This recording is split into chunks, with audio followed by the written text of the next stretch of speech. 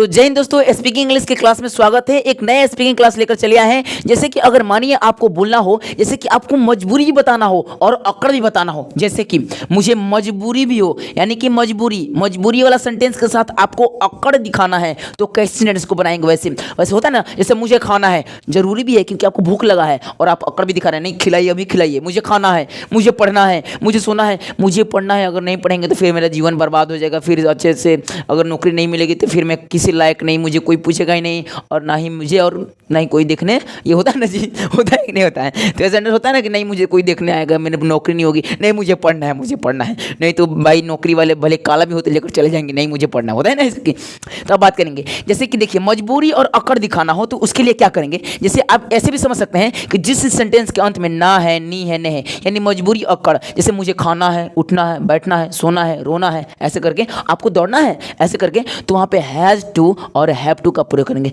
बात उठता है हैज़ टू और हैव टू किसके साथ? तो देखिएगा, ये जो हैज़ टू है, ये हैज़ टू ये है छोटका लड्डू। क्या है? छोटका लड्डू। और जो हैव टू है ये है बड़का लड्डू, ठीक है ना? तो छोटका लड्डू छोटका चाचा को खिलाएंगे। कैसे जी? छोटका हैव क्या है? हैज क्या है? छोटका लड्डू। हैज क्या है? छोटका लड्डू। हैव क्या है? बड़का लड्डू।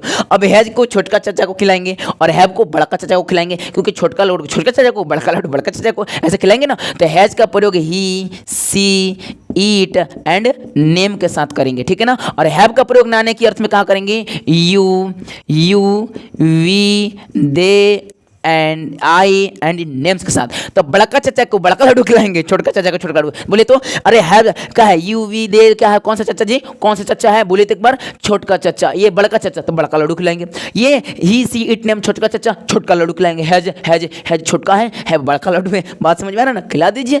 अब बात आता है कैसे बनाएंगे जी। बात उठता है तो बात मनोरंजन की बात है। अब बात उठता है कैसे बनाए? मुझे खाना है, जैसे आपको बोलना मुझे खाना है, इंग्लिश में बोला तो I have to it, I have to it, मुझे खाना है। तो आई कि मुझे खतरा, आई ना है, नहीं है खतरा, हैज़ टू, हैव टू। लेकिन आई क्या है? बड़का चच्चा बड़का लड्डू खिलाइए, हैव टू। तो आई हैव टू। खाना के लिए क्या होता है? इट, फुल स्टॉप जरूर लगाएंगे, ढेला जरूर लगाएंगे, है ढेला जरूर लगाएंगे, ठीक है ना? ढेला नहीं तो बहुत हो जाएगा जी, कहीं चला जाएगा उधर उधर घसक के, है ना? मुझे अभी खाना है, मुझे अभी खाना खतरा, मुझे खतरा, आई ना है, नहीं है खतरा, हैव टू, बड़का चच्चा बड़का लड्डू खिलाएंगे, तो have to, I have to eat, खाना खतरा, ईट, नाउ खतरा। अरे बोले तो अरे बोलिए ना जी, अभी खतरा, नाउ, अभी खतरा, नाउ। जैसे मानिए हम छोटे बच्चे थे तो हम लोग जाते थे, जब हम लोग जब मेला में जाते थे, जब छोटे बच्चे थे तो मम्मी क्या कहती थी, मम्मी के साथ हम जाते थे हम लोग, तो हम लोग कहते मम्मी हम लोग गोलगप्पा खाएंगे, नहीं अभी खाएंगे, तो मम्मी कहती है तुमको मुझे अभी खाना है, मुझे अभी खाना है, ऐसे बोलते हैं ना हम लोग मम्मी से। ऐसे मानिए सपोज मानिए कहीं आपको मेला मम्मी लेकर चली गई और आपको गोलगप्पा खाना है, तो आप क्या बोलेंगे? नहीं नहीं मुझे खाना है, अभी खाना है, मुझे अभी गोलगप्पा खाना है, अभी खाना है। इंग्लिश में कैसे बोलेंगे जी? ऐसे मम्मी बहुत भूल जाती थी, बोलती बेटा हम लोग घूमने के ना तो खिलाएंगे। ये मम्मी लोग ना बहुत हम लोग को नहीं खिलाती थी जी। ऐसा क्यों करती हैं? ऐसा क्यों करती हैं जी? आप लोग खिलाएंगे, हम लोग को खिलाएंगे अपने बच्चे को, है ना? अब देखेंगे आपको पढ़ना है तो आपको खतरा, यू बड़का चच्चा बड़का लड्डू खिलाइए, यू हैव